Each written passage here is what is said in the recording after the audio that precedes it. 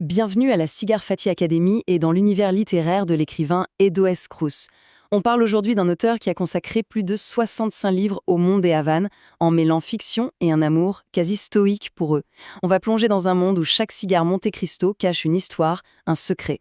C'est un voyage qui commence maintenant, une exploration qui mêle littérature, histoire et un mystère qui pourrait bien vous surprendre. Cette phrase, elle est tirée du livre et franchement, c'est la clé de tout. Ça nous met tout de suite dans l'ambiance. Chaque détail qu'on va découvrir, chaque bouffée de fumée, fait partie d'un puzzle beaucoup plus vaste. Rien, absolument rien, n'est laissé au hasard. Alors, notre histoire, elle commence à Paris. On y rencontre Dantes Cruz, un expert en Havane, un homme à la vie plutôt tranquille, enfin, jusqu'à ce qu'il reçoive un colis très mystérieux. Ce colis, c'est une invitation qui va le propulser dans une aventure qui dépasse tout ce qu'il aurait pu imaginer. Regardez un peu ce qu'il y avait à l'intérieur. Ce n'est pas un simple cadeau, non, c'est une véritable énigme. Une boîte de Monte Cristo, d'accord, mais avec des détails qui clochent, que seul un œil d'expert pourrait remarquer.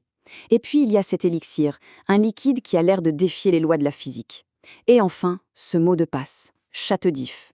Pour ceux qui aiment la littérature, ce nom évoque immédiatement l'injustice, la vengeance. Le ton est donné. Pour bien saisir le mystère, il faut faire un petit retour en arrière, comprendre l'histoire. Et ce qui est vraiment fascinant, c'est cette rencontre improbable entre la grande littérature et l'artisanat cubain.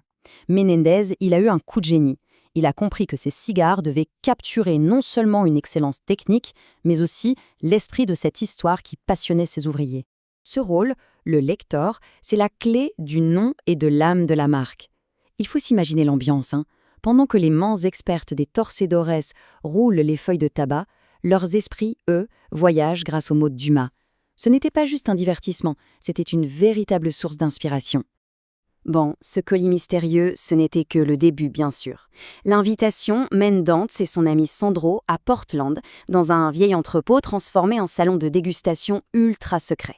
L'ambiance est feutrée, presque religieuse. C'est là que le secret de l'élixir va enfin être révélé. Attention, ce n'est pas une simple dégustation, c'est un véritable rituel.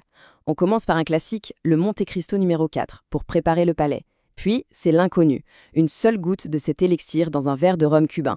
Et enfin, la leyenda, un cigare d'une perfection quasi divine. Chaque étape est une marche vers une révélation. Et là, c'est la transformation. L'élixir se révèle être une substance qui défie la chimie. On verse une goutte dans le rhum et le liquide semble prendre vie. Il crée des motifs hypnotiques.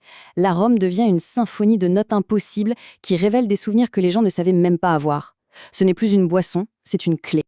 Alors que tout le monde est encore sous le choc de l'expérience, l'hôte prononce ces mots qui glacent le sang. Certaines connaissances ont un prix. D'un coup, l'atmosphère de luxe et de mystère se brise. Ce n'était pas une dégustation, non, c'était un piège. La soirée bascule complètement. Le luxe se transforme en danger. Le piège, qui a été soigneusement préparé, vient de se refermer sur Dantes et Sandro. Ils sont coincés, et la nuit ne fait que commencer. De l'ombre, des hommes en noir surgissent. Leur démarche est précise, professionnelle. Ce ne sont pas des serveurs, non, ce sont des agents. L'hôte les présente comme les héritiers de Dantes. La menace maintenant, elle est bien réelle. Mais le chaos ne s'arrête pas là. Des agents fédéraux font irruption, menottes à la main.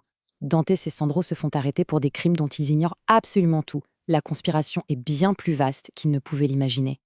Et comme le héros du roman, ils sont emmenés dans une prison d'où l'on ne s'échappe pas, la baie de Guantanamo. Ils sont piégés et l'ironie est cruelle. La marque qui tire son nom d'une histoire d'injustice les entraîne maintenant vers leur propre château d'If. Même en prison, les indices continuent d'apparaître. Sur une porte, Dantes remarque un détail troublant, le logo de Monte Cristo, mais avec 6 épées au lieu des 5 habituelles. C'est la preuve que cette conspiration est bien plus ancienne et complexe qu'ils ne le pensaient. Ce symbole, c'est la clé. C'est au fond de cette prison qu'ils vont trouver la clé de toute l'énigme. Ils y rencontrent un vieil homme, le tout premier lecteur de tabaccherie de l'usine Monte Cristo. Un lien vivant avec l'histoire qui s'apprête à leur révéler un secret gardé depuis des décennies. Ce qui est fascinant ici, c'est l'ampleur du secret que le vieil homme leur révèle. Il ne s'agit plus seulement de tabac. On parle d'une bataille pour la connaissance, pour l'histoire et pour un pouvoir qui transcende le simple commerce. L'élixir, c'est un héritage, une tradition spirituelle que certains veulent s'approprier par la force.